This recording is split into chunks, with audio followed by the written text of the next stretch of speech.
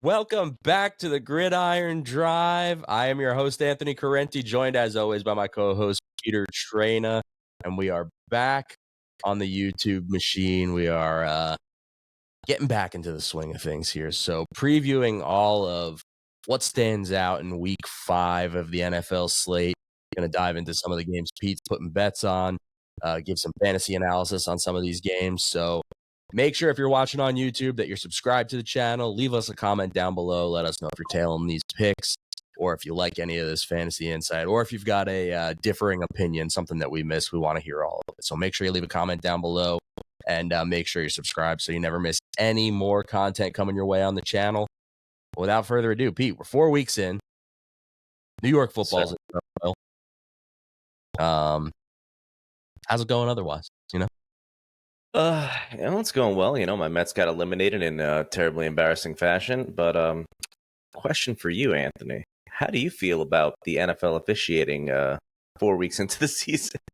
I feel like, quite simply, it's never been worse.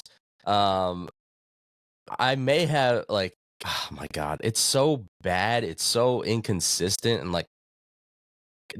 I guess this is like half a take because, I don't know how you fix it either. You know what I mean? I don't know what the solution is, but nobody's on the same page about anything. It's like I'll point to the recent example of why I was triggered, obviously, was everybody who rosters Garrett Wilson anywhere in fantasy was simultaneously mad about that offensive pass interference call. It's the softest OPI call I've ever seen in my entire life.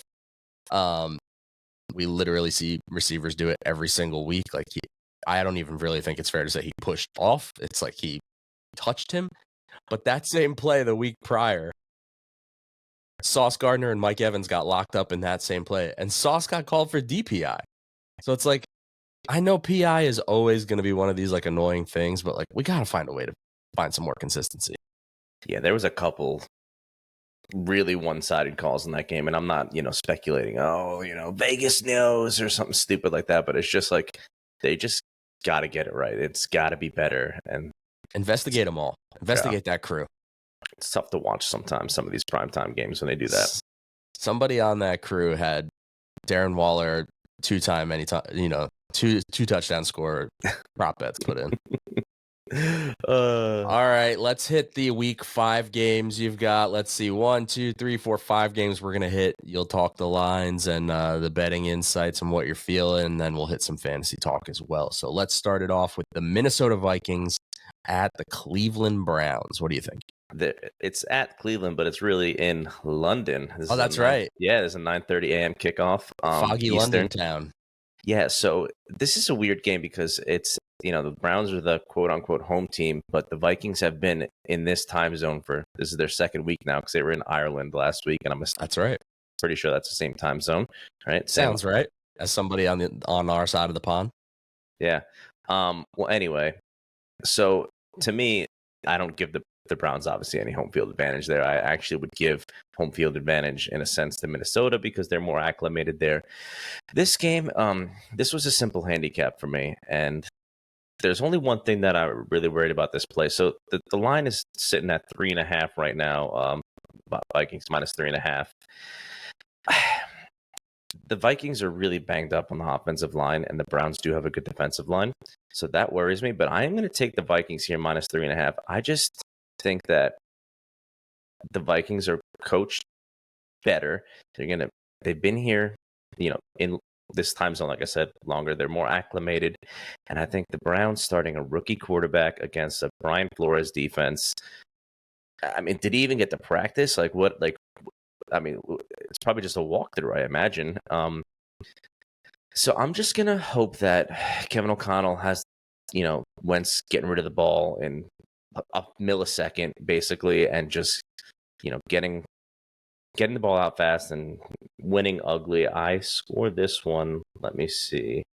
Yeah, I have the Vikings winning by a margin here. I got them 24-17. It feels right. I think even with, Wentz at quarterback, the Vikings are just, like you said, a very, very good or a very well-coached football team. And I think they're just a cut above the Browns. So yeah, I'm with you. I think that they win handily, and it's a solid point about, they've been in Europe already, so that probably helps them out to a certain extent. And I agree about Cleveland not really having any home field advantage since they're not at their home field and they were not in Europe last week. From the fantasy side of things, I'm, on the Vikings side, I am starting the guys that I don't want to say you're starting the guys that you're starting, but, I'm still starting Jefferson. I'm still starting Addison. I will say I'd be a little cautious about Jordan Mason. Like, he's going to be the guy, obviously, with Jones still down, but Cleveland's given up the fewest rushing yards total in the league so far. The Cleveland defense is solid. Like, even passing defense has given up they're the fourth fewest receiving yards allowed on the season so far.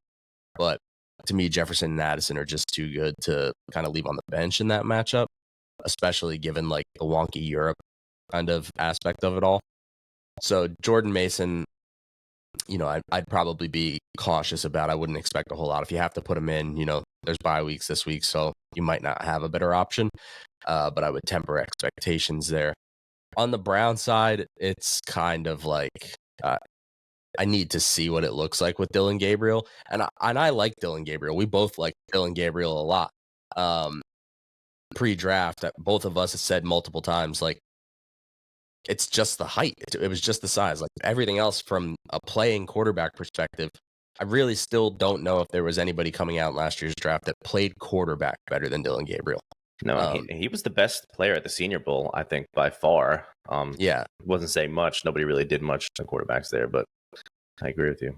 So, like, I don't know. Can you start Harold Fannin? Can you start Jerry Jeudy? Maybe. But again, it's one of those where, like, if I have an option I feel a little more confident about, I'd rather do it this week. I will say, though, one thing just, like, worth keeping a pin in is, like, Isaiah Bond might be becoming a thing in Cleveland. So, again, I'm not in a rush to start Isaiah Bond this week. But he's got 14 targets on the season. That's fifth on the team. Tillman's ahead of him, Njoku's ahead of him, Fannin and Jeudy are ahead of him.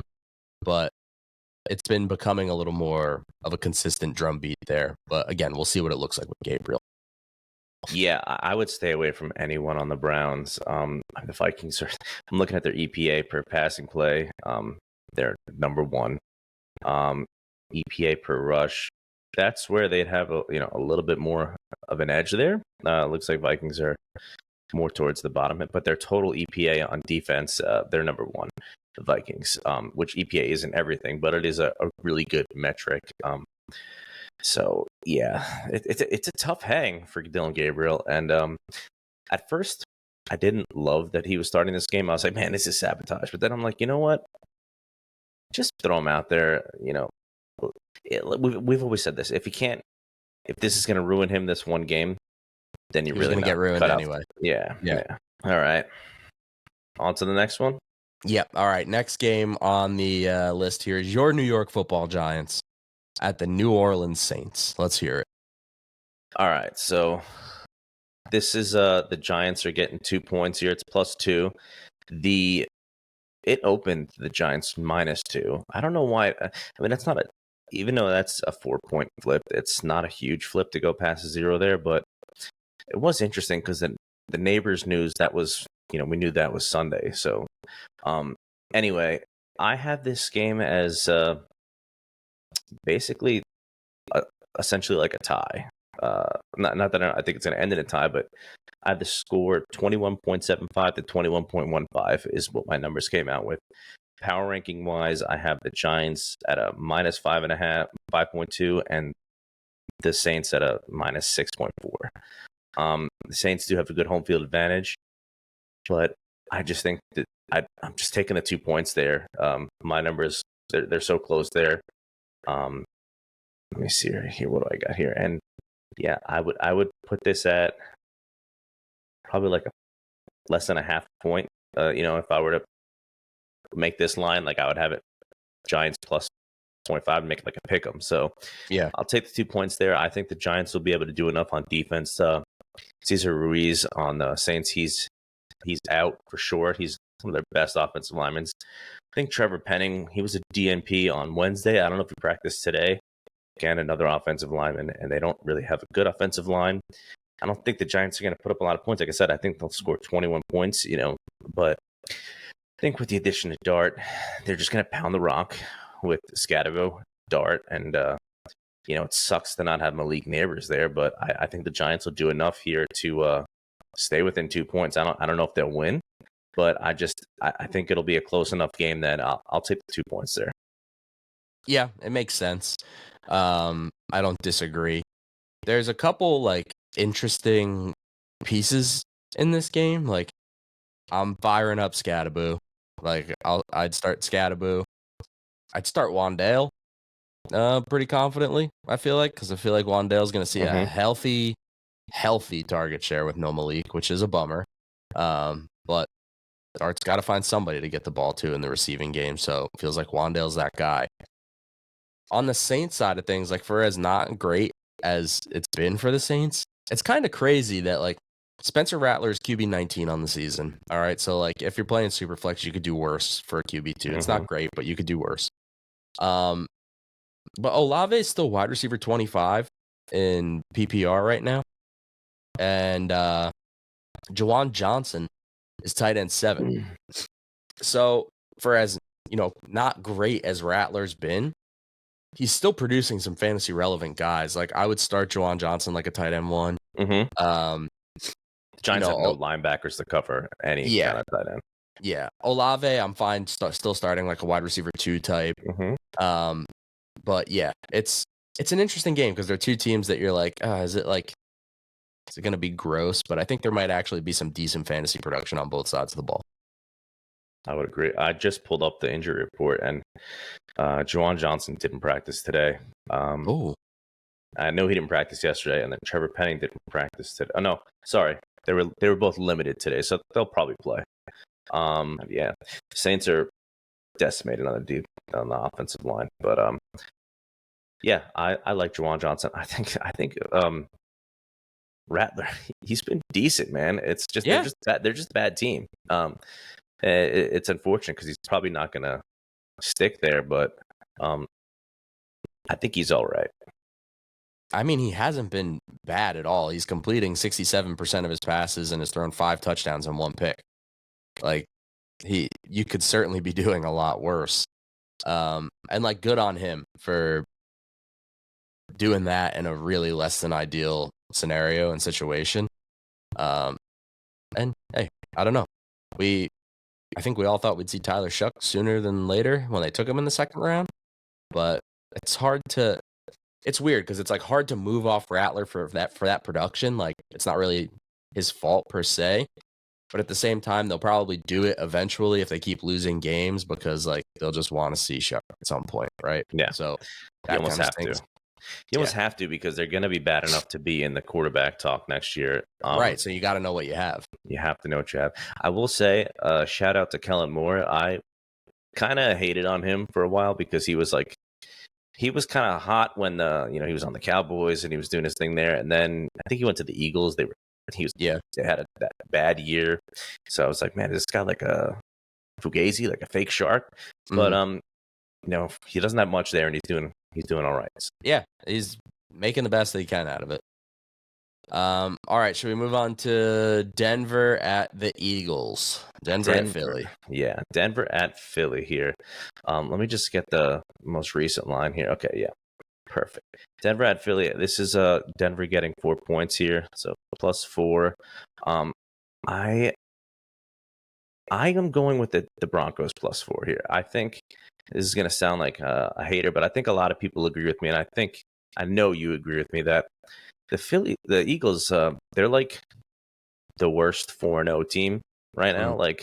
I don't think they're not playing well on offense. Their offensive line hasn't been playing as well, and I'm holding them up to a higher standard because of how good their offensive line has been. Sure. I think the 4 points here is too much. I got them. I would put this at I favor the Eagles by like 2 points. I think Denver's got a good enough defense. They haven't been. Bo Nix hasn't been great this year, but I have this game going 23-21 Philly. So I think there's room there with the 4 points. You get the field goal coverage, late game field goal. You get the Broncos up by 7. Philly up by 7, and Broncos kick a late field goal, and then they don't end up scoring again. You got that covered. So I like the 4 there. That's a safe number for me. I just think Philly is like last year's Chiefs team. Like they're just winning ugly, and good for them. They're good enough to do that, but I think there's something missing there, and they've just been very fortunate to be 4-0, and good for them. I wish my team was playing poorly and 4-0. So yeah, same. My team's playing poorly and is 0-4. No, but I agree. Like they are what their record says they are, right? Like they're a 4-0 team. Can't take that away from them. But I do agree that it's not the same feel as last year, where they don't necessarily feel quite as dominant. And they've definitely got the pieces. It's not like a talent thing. The pieces are there. The players are there. Like on the Eagles side, like you can't not start Saquon Barkley. You know what I mean? Like you got to do it. I know the yards per carry has been lower than you like, but you got to do it. He's still performing. AJ Brown is a tough one. That's a discussion. Him and Devonta. Yeah, like somebody's getting clamped by Pat Surtain. And I don't know, man. Like AJ Brown, I go back and forth on this, where sometimes it's like, squeaky wheel gets the grease. He obviously wants the ball more. He's a terrific player. They should throw him the ball more. But is this the week that all comes together and works for him? Like Pat Surtain is great. So I would imagine he sees a lot of Surtain. And if he does, I'm not expecting a huge day. Again, AJ Brown's the kind of player where it's like, you might have to start AJ Brown and just hope for the best. You know what I mean? You can't bench AJ Brown and be like, all right, I'm going to start whatever, Demario Douglas. You drafted him in the first round, most likely, right? Or the top end of round 2. So again, it's another one where it's like I'm probably still keeping him in my lineups. I'm just tempering expectations. I would start Dallas Goedert, who's quietly been pretty good, even though missing a game. Where's he ranked right now? Dallas Goedert right now is he's tight end 11 in PPR, but that was missing week 2. So, I mean, in tight end points per game, he's tight end 3 at 13.8 points per game in PPR. So the only guys ahead of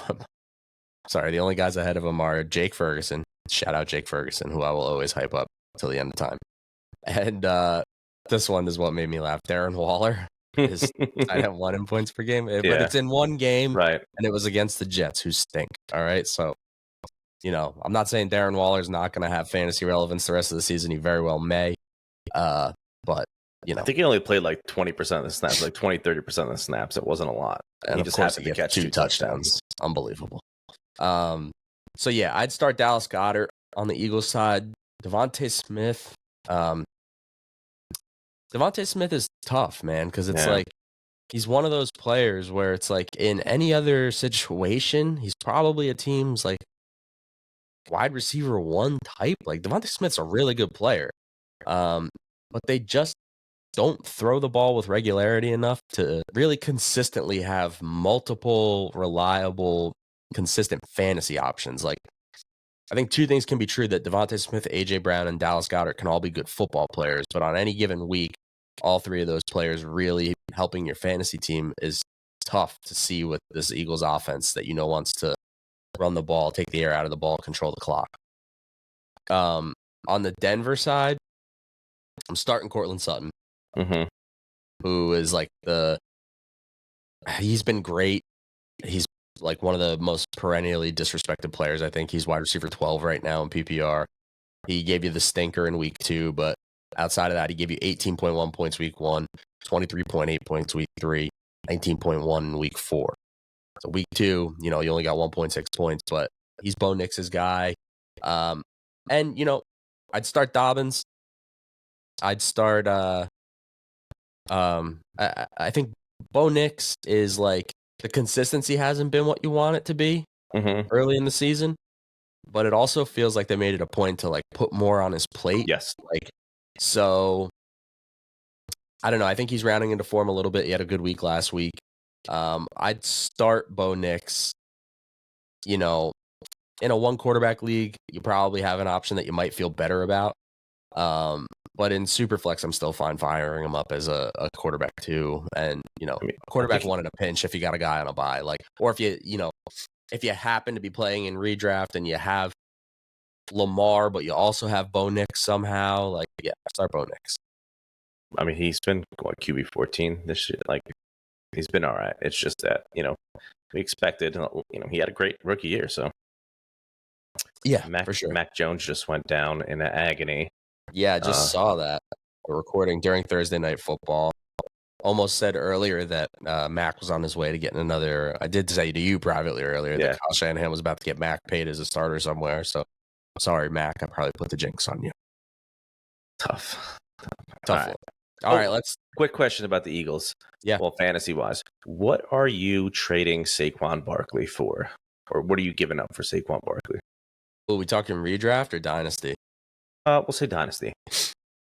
Dynasty, like, is it still 2 firsts? Like, is that where the conversation starts? I'm not trading multiple firsts for him.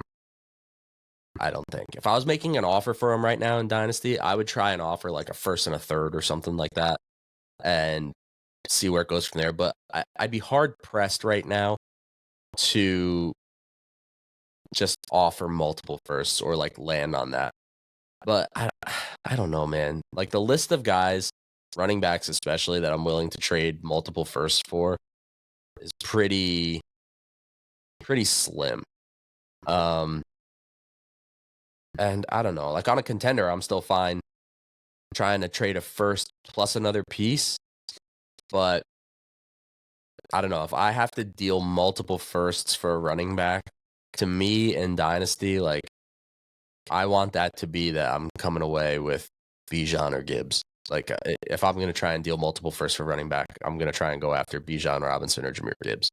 So I don't know, like a first and a third, or a first and like another piece if you have depth at wide receiver or something like that. I'd be fine with that. But I don't know. It's just like, I hate to be like the age guy, but Saquon's not getting any younger. He's 28. He'll be 29 in February. So he'll be 29 when the season ends. It's not to say that he won't have more productive years ahead of him. But, the age cliff is real for running backs. And, I think, like, honestly, my first offer to somebody would just be like, if I was a contending team, I'd offer my first and see what they counter with, especially if it was a team that was underperforming. Want to hit the next one? Let's do it. These ones are getting stinky here. All right. Lions versus the Bengals. Lions versus the Bengals. I typically do not, and this isn't a huge favorite, but I typically don't like to play big favorites here. But the Lions, this is a pretty big favorite here. I got this at 9.5. I think it's at 10.5 now, so I feel bad saying that. But there's still some 10s around here that you can get. I have the Lions. Let me look at my number here just to be exact. Yeah, I mean, I would put this line at like minus 14 if I was a bookmaker. So I feel comfortable with the 9.5. I think the Lions are going to be able to do whatever they want on offense. The Bengals have a bad defense. They have a bad offense. I think the Bengals team total is like 17. Do they even get to 17 points? Yeah. I think the Lions can easily get to 30. I have this game going 30-21.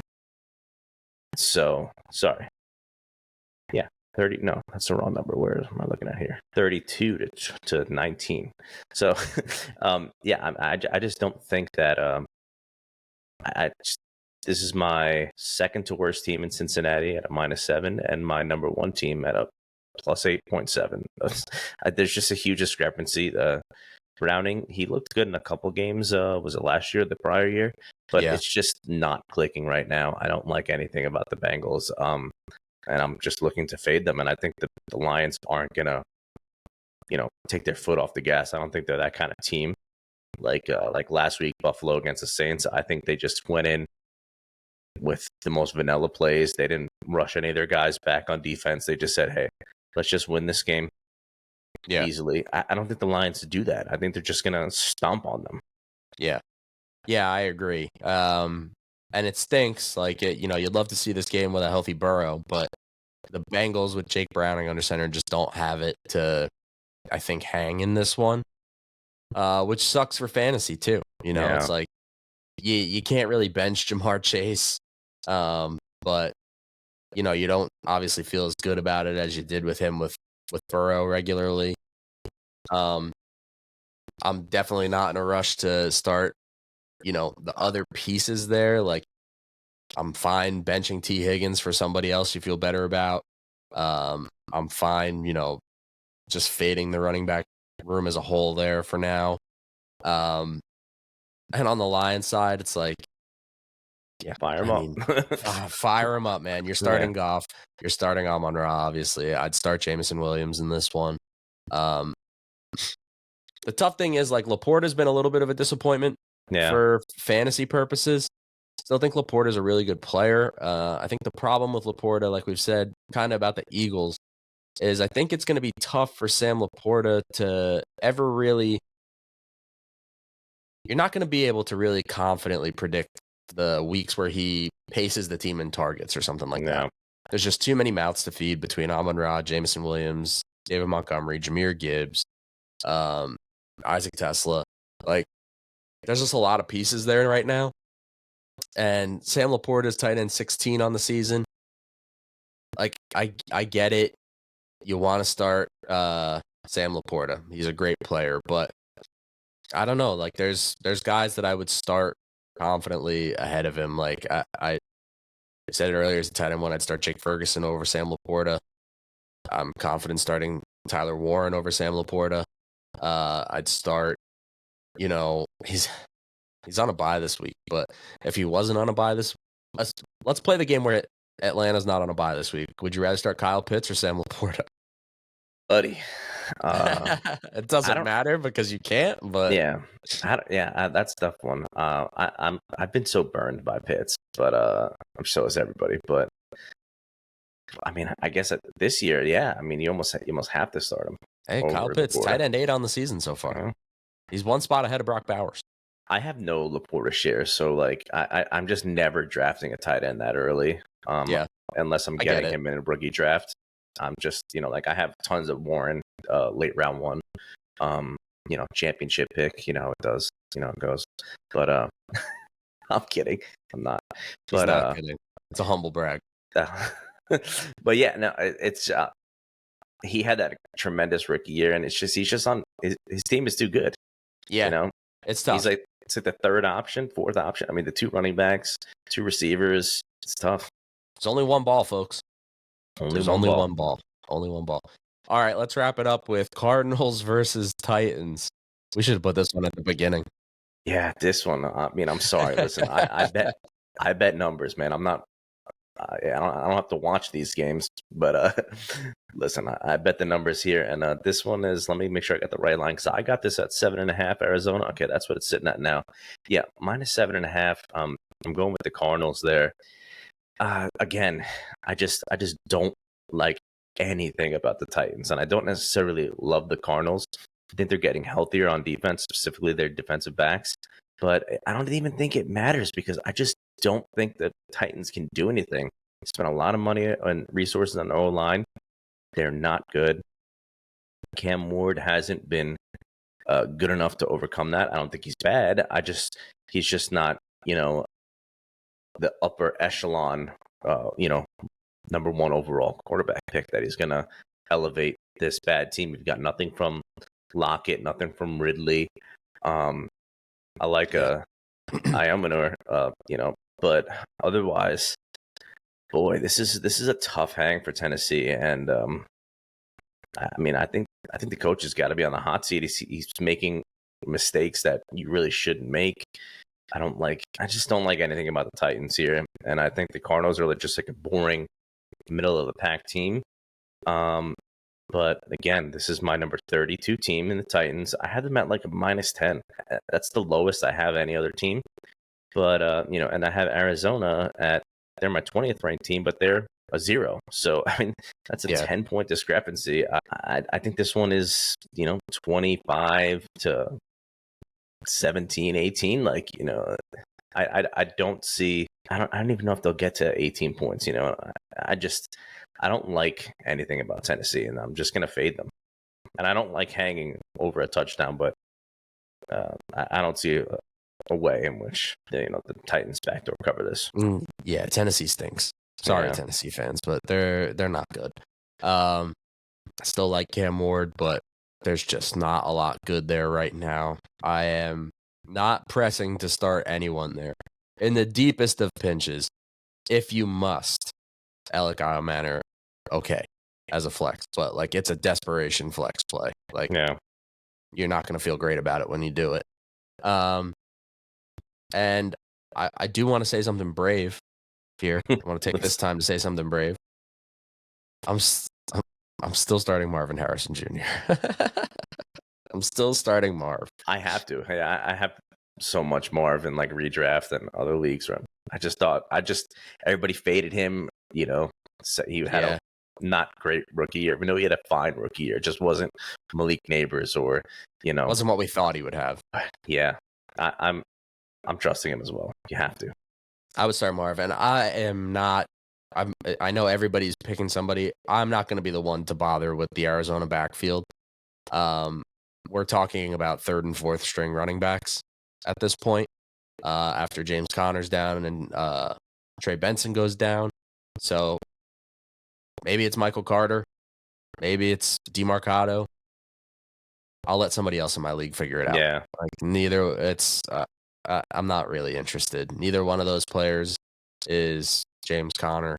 I wasn't, Trey Benson looked good a little bit before he got hurt in like the week that James Conner went down. Mm-hmm. But third and fourth string running backs. I know opportunity's king at running back, but I think this is just going to be a gross committee that they're both going to mix in with. It's going to be extremely difficult to nail it right. So I'd rather let somebody else deal with that headache. It's not going to be me. But yeah, I'll start Marv. And sorry, Titans. I'm just can't do it right now. Yeah, and I made a mistake with my prediction of the score here. I have it 26-16. Sorry. Gotcha. But yeah, man, it's unfortunate. I thought that the Titans did a lot to help Cam, and I'm not suggesting that Cam is bad. I just don't think nothing is clicking there. Nothing's working there. I did pick up a lot of what is it, DeMarcado? How do I say his name? Yeah. I picked up a bunch of him, but mostly in best ball leagues and deeper leagues. And I'm not starting him. I might be starting him somewhere, but we're in some pretty funky deep leagues, 16-team leagues, or wild leagues. So you got to do what you got to do in those. We're absolute sickos. Yeah. Yeah. All right. Anything else you want to throw in here at the end before we wrap it up? No, I think that's it, man.